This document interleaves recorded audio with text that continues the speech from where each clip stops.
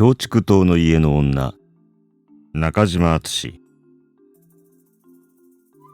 午後、風がすっかり呼吸を止めた。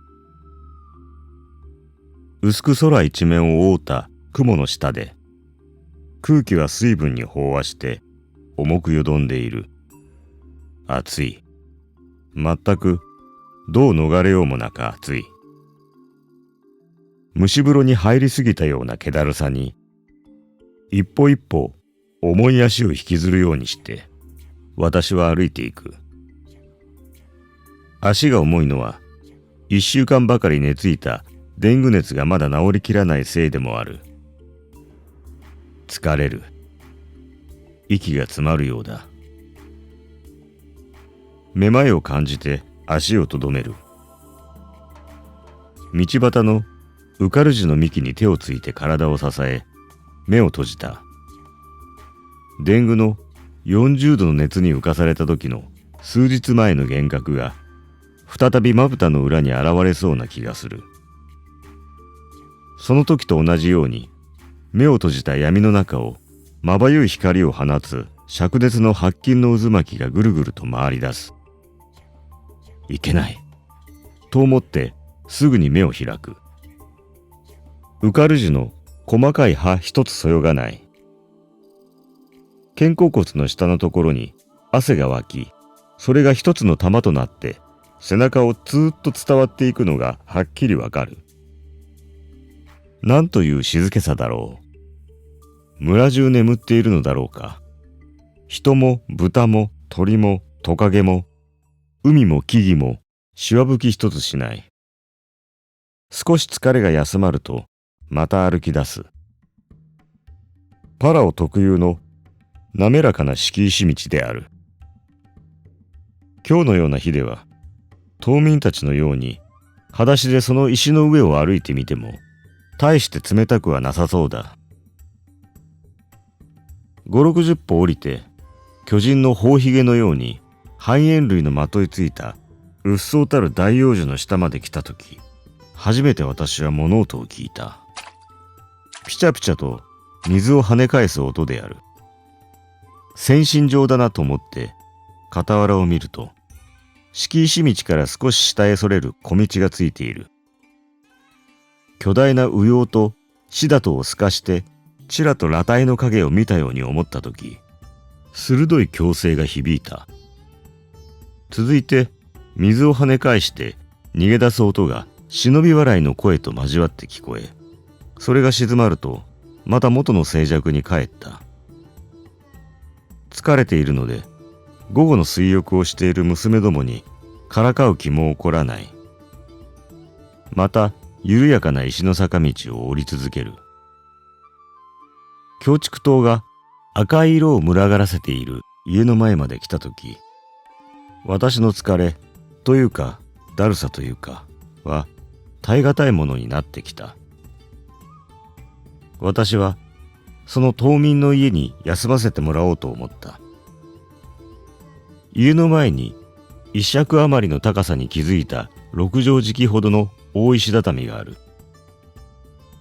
それがこの家の先祖代々の墓なのだが、その横を通って薄暗い家の中を覗き込むと誰もいない。太い丸だけを並べた床の上に白い猫が一匹寝そべっているだけである。猫は目を覚ましてこちらを見たが、ちょっと咎めるように鼻の上をしかめたきりで、また目を細くして寝てしまった。島民の家ゆえ別に遠慮することもないので、勝手に上がり花に腰掛けて休むことにした。タバコに火をつけながら、家の前の大きな平らい墓と、その周囲に立つ6、7本の貧乏の細い高い幹を眺める。パラオ人は、パラオ人ばかりではない。ポナペ人を除いたすべてのカロリン群島人は、貧乏の実を石灰に化して常に噛みたしなむので、家の前には必ず数本のこの木を植えることにしている。ヤシよりもはるかに細く、すらりとした貧乏の木立が地区として立っている姿は、なかなかに風情がある。貧乏と並んでずっと竹の低い強竹塔が3、4本いっぱいに花をつけている。墓の石畳の上にも点々と桃色の花が落ちていた。どこからか強い甘い匂いの漂ってくるのは、多分この裏にでもインドジャスミンが植わっているのだろう。その匂いは今日のような日にはかえって頭を痛くさせるくらいに強烈である。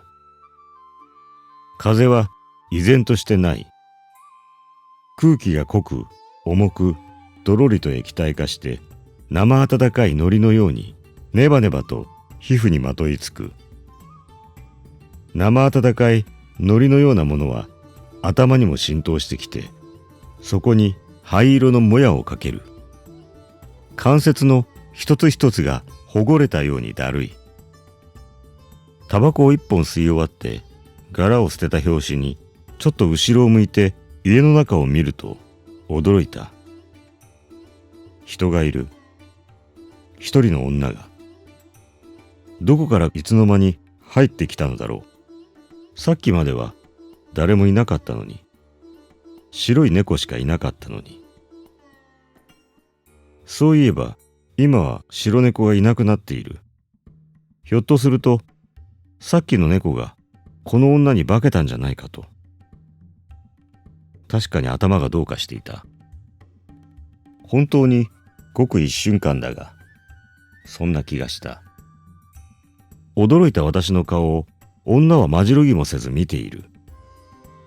それは驚いた目ではない。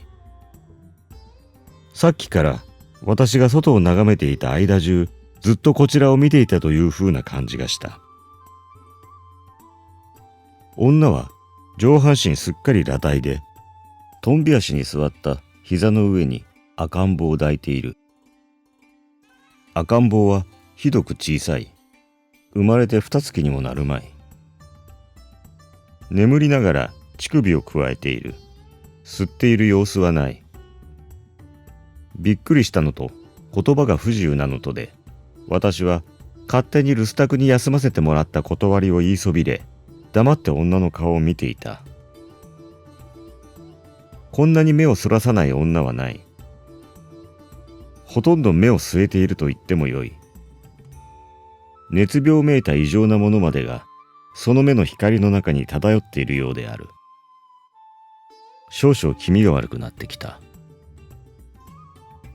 私が逃げ出さなかったのは、女の目つきの中に異常なものはあっても凶暴なものが見えなかったからである。いや、まだもう一つ。そうやって無言で向かい合っているうちに、次第にかすかながらエロティッシュな興味が生じてきたからでもあった。実際、その若い細君は美人と言ってよかった。パラオ女には珍しく締まった顔立ちで、おそらく内地人との混血なのではなかろうか。顔の色も例の黒光りするやつではなくて、艶を消したような浅黒さである。どこにも入れ墨の見えないのは、その女がまだ若くて、日本の工学校教育を受けてきたためであろう。右の手で膝の甲を押さえ、左の手は斜め後ろに竹の床についているが、その左手の肘と腕とが普通の関節の曲がり方とは反対に、外側に向かってくの字に折れている。こういう関節の曲がり方は、この地方の女にしか見られないものだ。やや反り気味なその姿勢で、受け口の唇を半ば開いたまま、まつげの長い大きな目で、放心したようにこちらを見つめている。私は、その目をそらすことをしなかった。弁解じみるようだが、一つには確かにその午後の温度と湿気と、それからその中に漂う強いインドジャスミンの匂いとが良くなかったのである。私には先ほどからの女の凝視の意味がようやく分かってきた。なぜ若い島民の女が、それも産後間もないらしい女が、そんな気持ちになったか、病み上がりの私の体が女のそういう視線に値するかどうか、また熱帯ではこんなことが普通なのかどうか、そんなことは一切わからないながら、とにかく現在のこの女の業種の意味だけはこの上なくはっきりわかった。女の浅黒い顔にほのかに血の色が昇ってきたのを私は見た。かなり朦朧とした頭のどこかで次第に増してくる危険感を意識してはいたのだが、もちろんそれを笑う気持ちの方に自信を持っていたのである。その中にしかし私は妙に縛られていくような自分を感じ始めた。全くバカバカしい話だが、その時の泥酔したような変な気持ちを後で考えてみると、どうやら私はちょっと熱帯の魔術にかかっていたようである。その危険から救ってくれたものは病後の体の衰弱であった。私は円に足を垂れて腰掛けていたので、女の方を見るためには体をよじって斜め後ろを向かねばならない。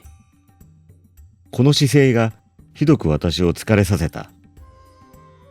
しばらくするうちに横腹と首の筋がひどく痛くなってきて、思わず姿勢を元に戻すと、視線を表の景色に向けた。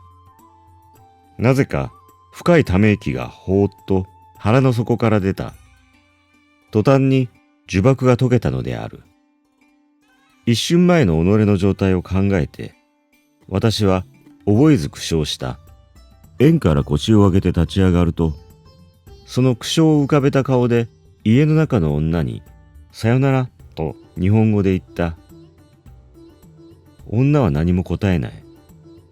ひどい侮辱を受けでもしたように明らかに怒った顔つきをして、さっきと同じ姿勢のまま私を見据えた。私はそれに背中を向けて入り口の京畜島の方へ歩き出した。網垢とマンゴーの巨樹の下を敷石伝いに私はようやく宿に帰ってきた。体も神経もすっかり疲れ果てて、私の宿というのはこの村の村長たる島民の家だ。私の食事の世話をしてくれる日本語のうまい島民女マダレーにさっきの家の女のことを聞いてみた。もちろん私の経験をみんな話したわけではない。マダレーは黒い顔に真っ白な歯を見せて笑いながら、べっぴんさんと言った。そして付け加えて言うことに、あの人、男の人、好き。内地の男の人なら、誰でも好き。さっきの自分の醜態を思い出して、私はまた苦笑した。湿った空気のそよとも動かぬ部屋の中で、板の間の御座の上に、疲れた体をぐったりと横たえ、私は昼寝の眠りに入った。30分ほども経ったろうか。突然、冷たい感触が私を目覚めさせる。風が出たのか？起き上がって窓から外を見ると、近くのパンの木の葉という葉が残らず、白い裏を見せて翻っている。ありがたいなと思って、急に真っ黒になった空を見上げているうちに、猛烈なスコールがやってきた。屋根を叩き、敷石を叩き、ヤシの葉を叩き、京畜島の花を叩き落として、凄まじい音を立てながら、雨は大地を洗う。人も獣も草木もやっとよみがえった。遠くから新しい土の香りが匂ってくる。太い白い雨足を見ながら、私は昔のシナ人の使った銀畜という言葉を爽やかに思い浮かべてみた。雨が上がってからしばらくして表へ出てみたら、まだ濡れている敷石道を向こうからさっきの京畜島の家の女が歩いてきた。家に寝かしつけてきたのか、赤ん坊は抱いていない。私とすれ違ったが、視線を向けもしなかった。怒っている顔つきではなく、全然私を認めないような、澄ました無表情な顔であった。